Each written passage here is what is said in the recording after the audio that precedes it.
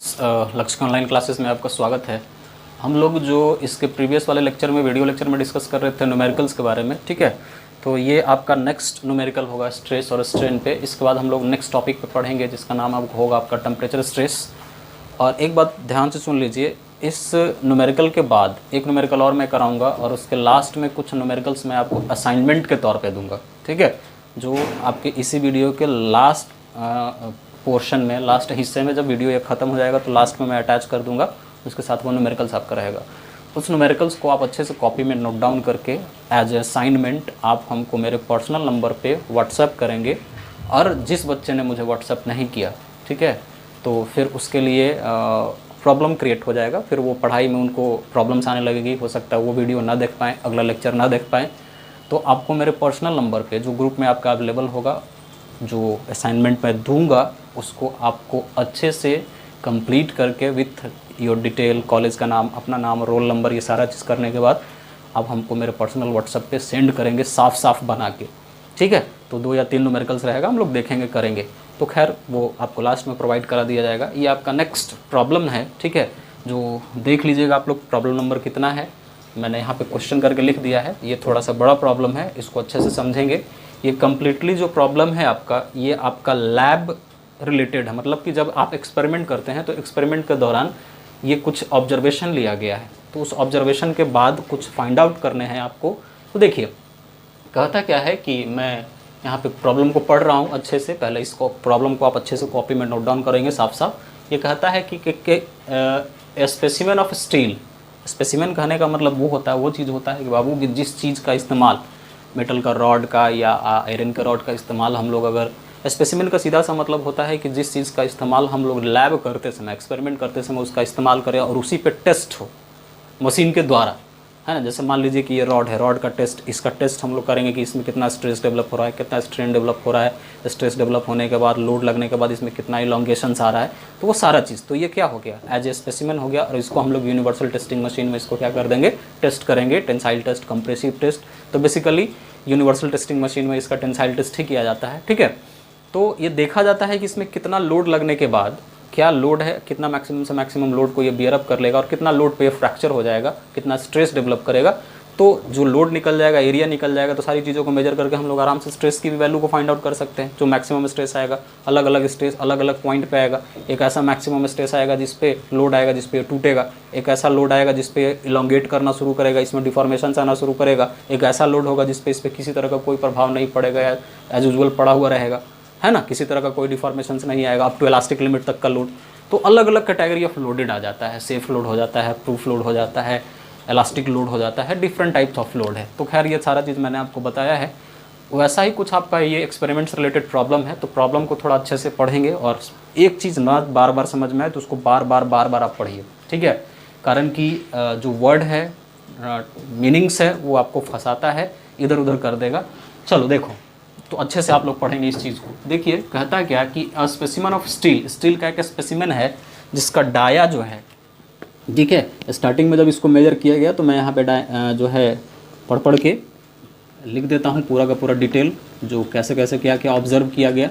तो पहला काम आपका ये है कि क्वेश्चन को पढ़ने के बाद आप उसमें जो चीज़ दिया हुआ है उसको फटाफट लिखेंगे। लिखने से बहुत सारी चीज़ें क्लियर हो जाती है कि हाँ ये चीज़ हमको दिया हुआ और ये चीज़ मुझे फाइंड आउट करना है। तो प्रॉब्लम बनाने से पहले, क्वेश्चन पढ़ने के बाद आपके दिमाग में किसी भी प्रॉब्लम का 30 से 40% सोल्यूशन चलने लगना चाहिए। अगर आपका दिमाग इनिशियल में ही ब्लॉक हो जाएगा तो आप नहीं बना पाइए वो क्वेश्चन को। इसलिए जो चीज़ दिया हुआ है उसको बार बार आप पढ़ के लिखिए। स्टील 25 mm डाया, मतलब कहने क्या हुआ कि इसका जो डाया है, इसका जो डायमीटर है ये 25 mm का है। जब इस पर किसी तरह का कोई टेस्ट नहीं किया गया है इनिशियल में, जैसे देखो ना, इनिशियल में कहने का मतलब ये हो कि अगर ये स्पेसिमेन है, इसको हम ले गए, ठीक है। जब हम कोई मशीन में नहीं लगाए, एकदम इनिशियल में लेकर इसका मेजर किए, माप किए, तो इसका जो डायमीटर था वो 25 mm का था। 25 mm मैंने यहाँ पे लिख दिया। फिर उसके बाद कहता है गेज लेंथ। हाँ, गेज लेंथ यहाँ पे नया टर्म आपके सामने आया है, गेज लेंथ। गेज का मतलब होता है कि मापना, मतलब मेजरेबल लेंथ। किसी चीज़ को अगर आप माप के मेजर करके लिख देते हैं तो वो क्या हो जाएगा, गेज लेंथ हो जाता है। जैसे मान लेते हैं कि अगर ये 10 सेंटीमीटर या 5 सेंटीमीटर का मेरा क्या है, कोई बॉडी है, कोई ऑब्जेक्ट है, तो इसको तो हम लोग आराम से क्या कर सकते हैं, मेजर कर सकते हैं कि हाँ यहाँ से यहाँ तक इसका जो लेंथ होगा 10 सेंटीमीटर या 5 सेंटीमीटर का होगा। तो जो मेजरमेंट के बाद जो लेंथ की वैल्यू को लिखा जाए, है ना, उसको हम लोग क्या कहेंगे, गेज। उसके टर्म आगे लग जाता है गेज। तो गेज का सिंपल सा मतलब होता है anything which can be measured and after measuring we can write the value on your paper या योर नोटबुक।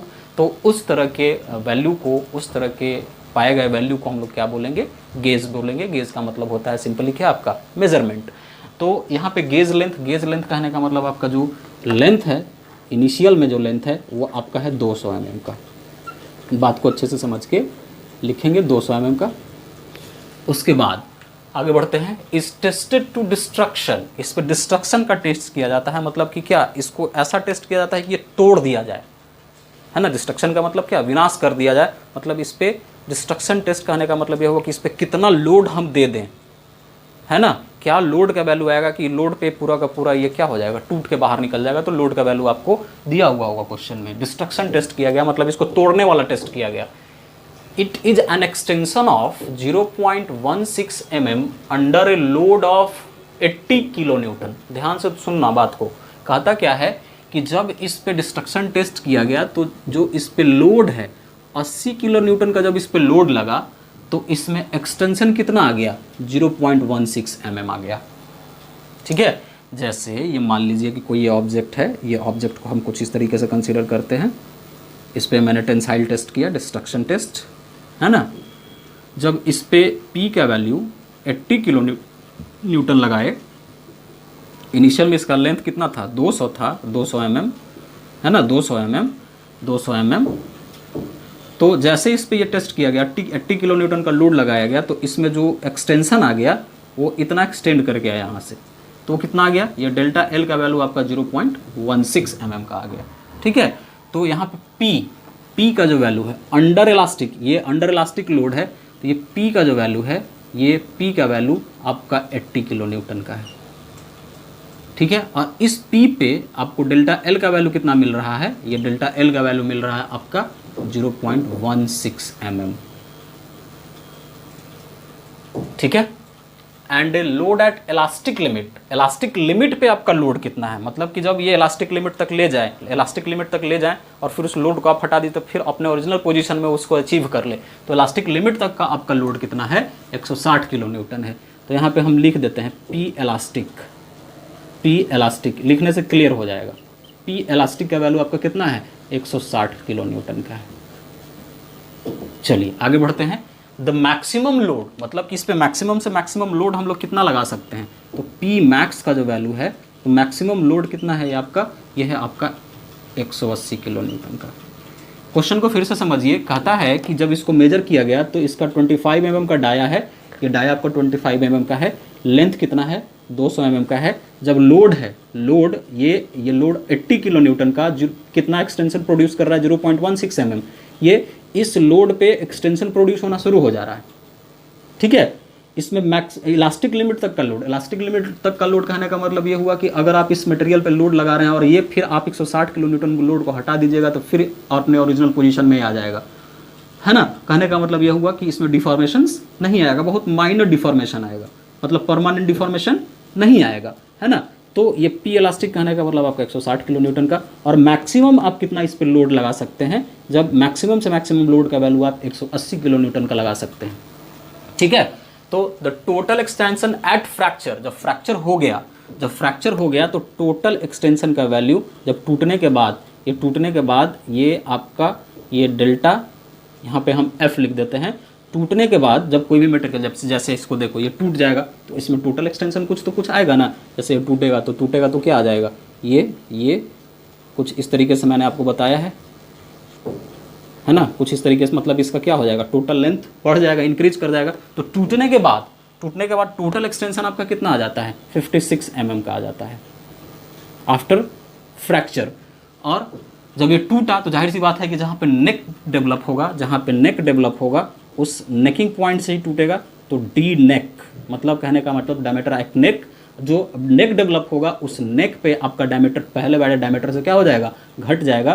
तो ये क्वेश्चन में दिया हुआ है कि ये आपका कितना है, आई थिंक 18 mm का है ना।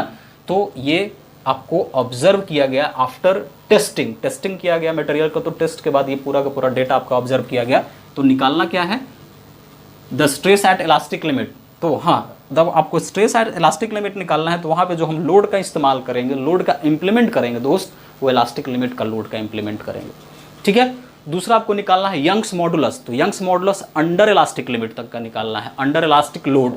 मतलब कहने का ये हुआ कि आप जो यंग्स मॉडुलस का वैल्यू निकालेंगे 160 पे नहीं निकालेंगे, यहाँ पे कितना पे निकालेंगे, 80 पे निकालेंगे, with in elastic limit. Elastic limit के अंदर तक का लोड कितना है, इलास्टिक लिमिट तक अंदर तक का लोड आपका कितना है, 180।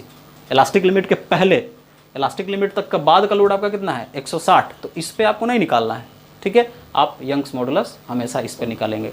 ये आपको बोलता है Hooke's law, stress is directly proportional to क्या, स्ट्रेन अप टू क्या, इलास्टिक लिमिट या विद इन इलास्टिक लिमिट। तो ये आपका क्या है, विद इन इलास्टिक लिमिट तक का लोड आपका 80 किलो न्यूटन का है, तो यंग्स मॉडुलस का वैल्यू हम यहाँ पे निकालेंगे, इस लोड पे निकालेंगे। परसेंटेज इलोंगेशन पता है कैसे निकलेगा, फॉर्मूला मैंने आपको बताया है, बोला भी है कि हाँ ये दो फार्मूला आप लास्ट में बताए थे जब हम थ्योरी बता रहे थे। परसेंटेज रिडक्शन इन एरिया, ये भी आपको पता है कैसे निकलेगा। अल्टीमेट टेंसाइल स्ट्रेस, तो अल्टीमेट टेंसाइल स्ट्रेस कहने का मतलब आपका ये हुआ कि जो आपका सबसे मैक्सिमम लोड होगा, अल्टीमेट कहने का मतलब क्या हुआ, मैक्सिमम, है ना।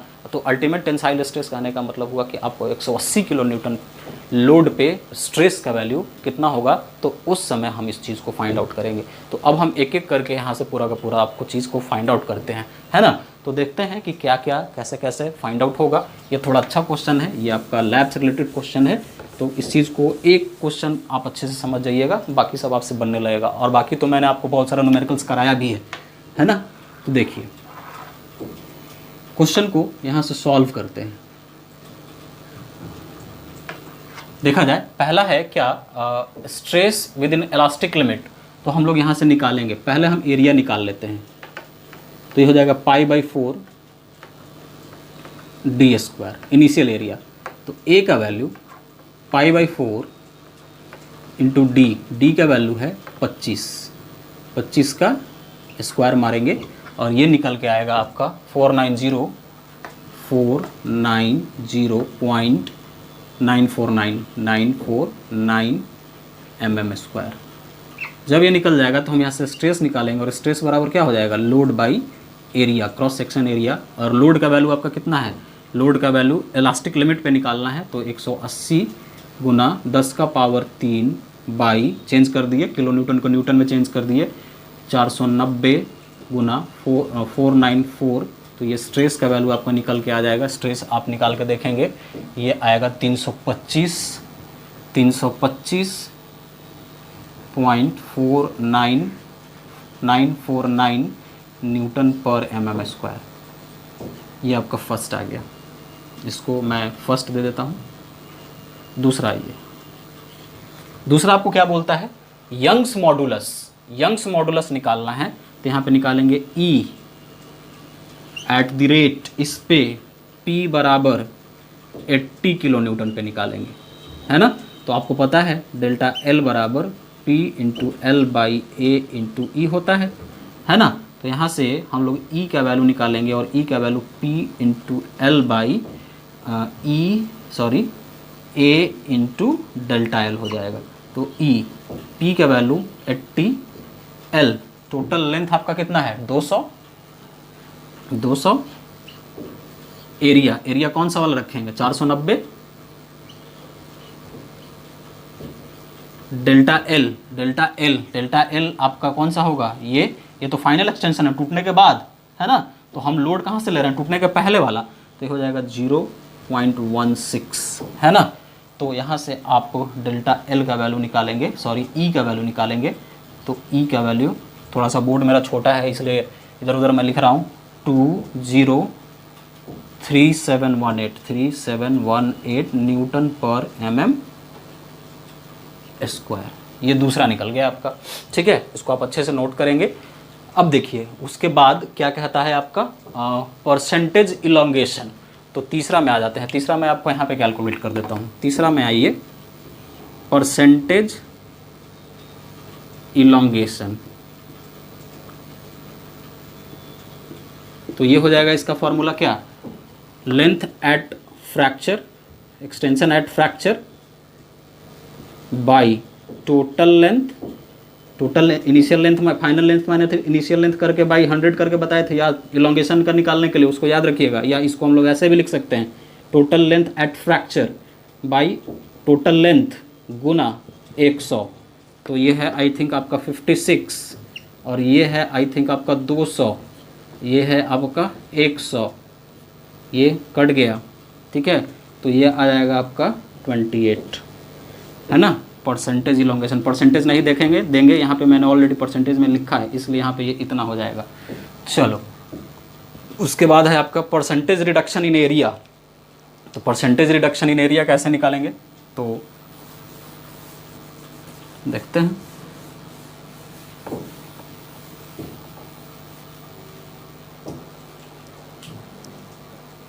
परसेंटेज रिडक्शन इन एरिया देखिए,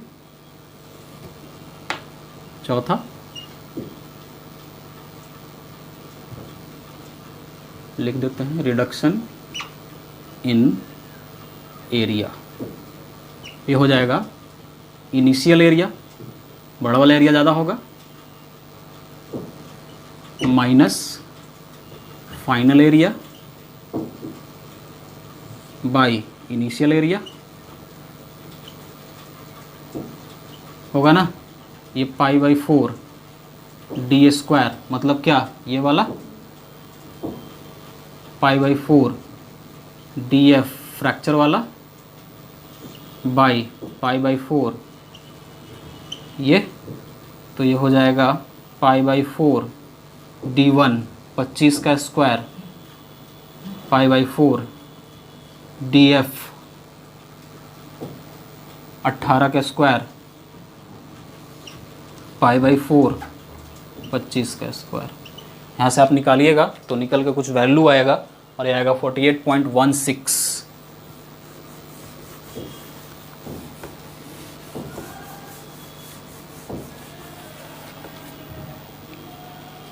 ये आपका आ जाएगा यहाँ से 48.16। ये क्या आया, परसेंटेज रिडक्शन इन एरिया। इतना परसेंट से क्या कर जाएगा, घट जाएगा 48.16। फिर यहाँ पे परसेंटेज नहीं, ऑलरेडी यहाँ पे लगा हुआ है। और उसके बाद अल्टीमेट टेंसाइल स्ट्रेस, पांचवा, तो सिग्मा अल्टीमेट, है ना। तो ये क्या हो जाएगा, load by area. Load, ultimate load आपका कितना दिया हुआ है, अल्टीमेट लोड 180 है, तो 180 गुना 10 के पावर 3 हो जाएगा। और जब ये टूटेगा तो उस समय कौन सा एरिया लोगे, कौन सा डायमीटर लोगे, नेकिंग वाला डायमीटर। तो ये डी स्क्वायर यहाँ पे लिख देते हैं, या नेक वाला डायमीटर, या यहाँ पे नेक लिख दो, NEC के वहाँ पे लिखा हुआ है नेक वाला डायमीटर। टूटने के बाद, तो टूटने के बाद डायमीटर घटेगा ना, तो नेकिंग, जहाँ पे नेकिंग डायमीटर, जहाँ पे नेक होगा वहीं से टूटेगा। तो जहाँ पे नेक होगा वहीं पे सबसे ज़्यादा लोड होगा, तो सबसे ज़्यादा लोड का वैल्यू आपका कितना है, 180। 180 गुना 10 के power 3 by pi by 4 into D का वैल्यू 18 का स्क्वायर मारेंगे, ठीक है। तो ये हो जाएगा दोस्त आपका, ये निकालेंगे तो 366.693 न्यूटन पर mm स्क्वायर। यूनिट निकला कभी नहीं छोड़ेंगे, कारण कि यूनिट जब आप लिखना छोड़ेंगे तो इस पर भी मार्क्स आपका कटता है ना। आखिर ये 366.693 ये क्या, यूनिट से नहीं पकड़ाएगा कि हाँ स्ट्रेस है, स्ट्रेन है, सॉरी स्ट्रेस है, लोड है, क्या है, नहीं है क्या, तो ये यूनिट से ही पकड़ाएगा, है ना। तो ये यूनिट मैंडेटरी है आपको लिखना, एकदम लिखेंगे यूनिट, अदरवाइज ये नहीं लिखेंगे, मार्क्स आपका इस पे भी कटता है। अब ये मेरा प्रॉब्लम नंबर दूसरा है, ठीक है। देखते हैं क्वेश्चन को, ये थोड़ा अच्छा क्वेश्चन है, ये भी अच्छा क्वेश्चन है, छोटा क्वेश्चन लेकिन कंसेप्चुअल क्वेश्चन है। कंसेप्चुअल नहीं है ज़्यादा, अगर आपके दिमाग में फार्मूला है तो ये आराम से बन जाएगा। जितना मैंने पढ़ाया है अभी उतना ही से पूरा का पूरा प्रॉब्लम मैं आपको करा रहा हूँ, ठीक है। तो देखिए ये कहता है कि अ बार ऑफ 30 mm डायमीटर, मतलब एक बार है जिसका डायमीटर आपका 30 mm का है, मतलब क्रॉस सेक्शन आपका क्या है 30 mm का है। ये मान लीजिए एक बार है, रॉड है कोई, इसका डायमीटर कितना है 30 mm का है। तो जो है उसको मैं पहले फटाफट लिख दूँ। तो देखिए यहाँ पे जो गिवन डेटा है आपके सामने, गिवन डेटा, उसको हम एक बार लिखते हैं पहले। तो गिवन में आपके सामने क्या है देख लेते हैं एक बार। तो गिवन में आपके सामने है डाया का जो वैल्यू है, डी का वैल्यू है आपका 30 mm का। Okay, is subjected to pull किया गया, मतलब उसको खींचा गया। ठीक है, खींचा गया, तो खींचा मतलब क्या है, एक तरह का टेंसाइल फोर्स उस पर लग रहा है। पुल मतलब कि यहाँ पे जो लोड है ये आपका 60 किलो न्यूटन का है, तो इसको हम चेंज कर देते हैं 60 × 10⁻³ न्यूटन कर देते हैं। कोई समस्या नहीं होना चाहिए। I think the measured extension on gauge length of 200 mm, 200 mm इसका लेंथ है। ठीक है, इसका लेंथ 200 mm का है, और 200 mm लेंथ पे जो आपका लोड लग रहा है वो 60 किलो न्यूटन का पुल टाइप का लोड है। इतना लेंथ पे इतना लोड लगने के बाद इतना एक्सटेंशन प्रोड्यूस होता है। मतलब बात को ऐसे समझते हैं। ठीक है, ये आपका क्रॉस सेक्शनल हुआ, यहाँ ये इसका डाया, इस पे हम लगा दिए लोड। ये P का वैल्यू है 60 किलो न्यूटन, अच्छी बात है। यहाँ पे इसका जो लेंथ है पूरा का पूरा ये 200 mm का है। जब ये 200 mm पे पुल टाइप का ये लोड लगा, तो लोड लगने के बाद जो इसमें एक्सटेंशन आ गया, ठीक है, एक्सटेंशन जो आ गया आपका ये कितना आ गया, ये आपका एक्सटेंशन आ गया 0.9 mm का। बात समझ में आ रही है? इतना लेंथ पे इतना लोड लगने के बाद इतना एक्सटेंशन प्रोड्यूस हो गया, है ना। तो देखिए, तो L का जो वैल्यू है दोस्त, ये L का वैल्यू आपका है 200 mm का। ठीक है, डेल्टा L का जो वैल्यू है, ये डेल्टा L का वैल्यू 0.9 mm का है, लिख दिया मिलीमीटर। उसके बाद आगे बढ़ते हैं, चेंज इन डाया, अच्छी बात है। चलो देखो, इनिशियल स्टेज में इसका जो डाया था, डायमीटर भी तो चेंज करेगा। इनिशियल स्टेज में जो डाया था वो आपका 30 था। जब ये लोड लगा तो ये लेंथ 200 mm का था, इतना लेंथ पे इतना आपका एक्सटेंशन, लॉन्गिट्यूडनल स्ट्रेन ये डेवलप हुआ। तो लैटरल स्ट्रेन भी तो डेवलप होगा।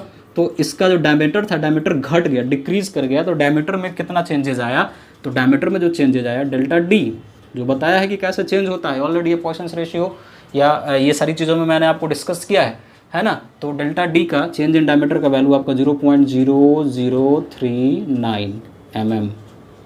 आ रही है बात समझ में?